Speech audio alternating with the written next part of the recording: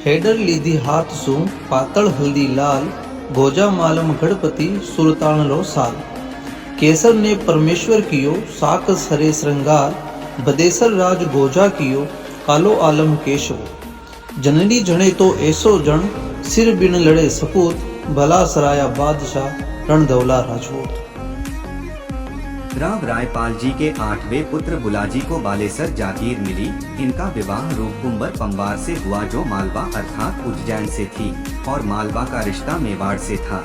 इसी कारण बुलाजी ने चित्तौड़ के रावल समर सिंह जी पृथ्वीराज चौहान के बहनोई का सहयोग देकर तराइन के युद्ध में तलवार बजाई और भयंकर मारकाट की। वह इस युद्ध में बुलाजी का मस्तक कट जाने पर भी बिना सर के लड़े, जिससे भयभीत होकर कुतुबुद्दीन ऐबक ने कहा कि ये बल्लूजी नहीं, ये तो कोई बला है, जिससे इनके वंशज बल्ला राठौड़ राजपूत कहलाए। तराइन युद्ध के पश्चात बालेसर पर कुतुबुद्दीन ऐबक ने आक्रमण किया। तब पुष्कर में आना सागर की पाल पर बुलाजी के बड़े पुत्र शहुरजी ने अपने छोटे भाई गोजाजी को रंधवल बनाया और युद्ध विजय हुए, किंतु बालेसर पूर्णतया नष्ट हो चुका था। इसके पश्चात शहुरजी मेवाड़ में शरण ली।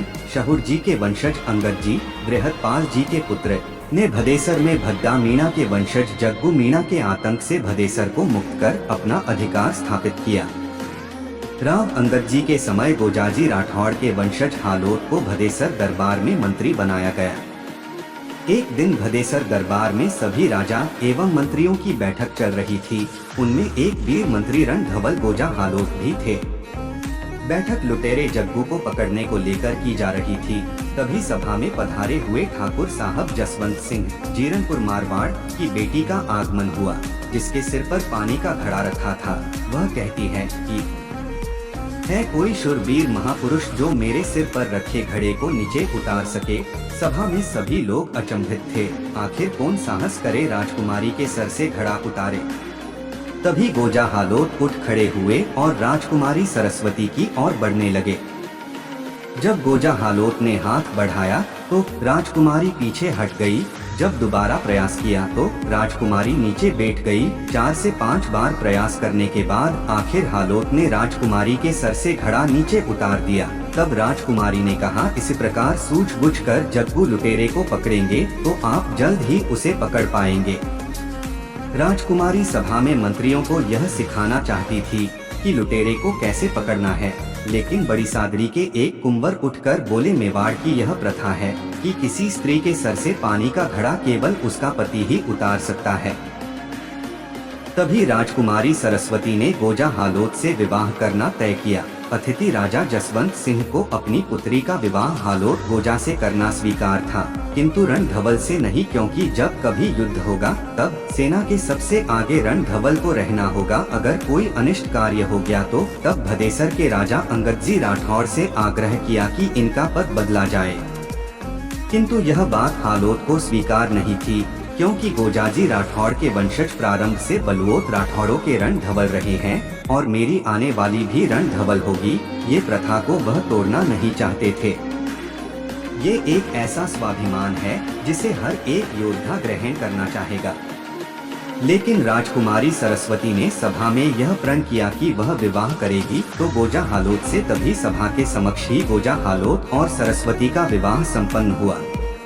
इस विवाह के 2 वर्ष पश्चात ही जीरनपुर के राजकुमार ने हालोद गोजा को युद्ध के लिए ललकारा कि यदि अपनी शक्ति पर इतना ही घमंड है तो रणभूमि में दिखाए, जिस कारण हालोद गोजा को अपने स्वाभिमान के लिए ठिकाना जीरनपुर मारवाड़ के राजा जसवंत सिंह और राजकुमार से युद्ध करना पड़ा। कहा जाता है कि हालोद गोजा ने इस युद्ध में 15 सैनिकों के साथ जसवंत सिंह की सेना से मुकाबला किया और सिर धड़ से अलग हो जाने के बाद भी जसवंत सिंह की आधी सेना को नष्ट कर दिया।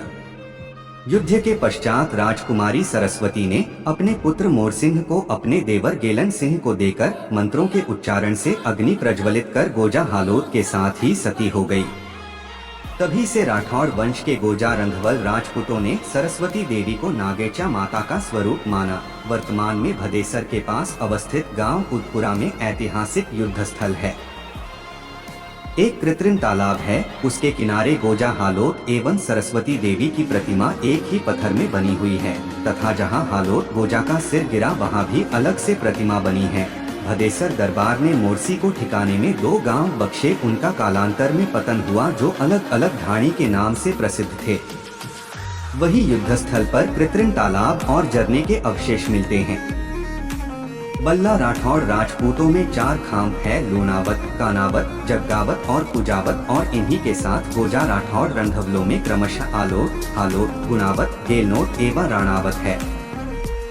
इन्हीं राव अंगद जी के भाई आसाजी थे, जिनको आसावरा गांव प्रागण किया, जिनकी पुत्री केसर बाई हुई जो बहुत विख्यात थी, जिनको पूरा मेवाड़ राठौड़ा रानी के नाम से जानता है, जो कि जोगमाया का अवतार थी, जिनका मंदिर आसावरा गांव में होने से इनको आवरी माता के नाम से जाना जाता है।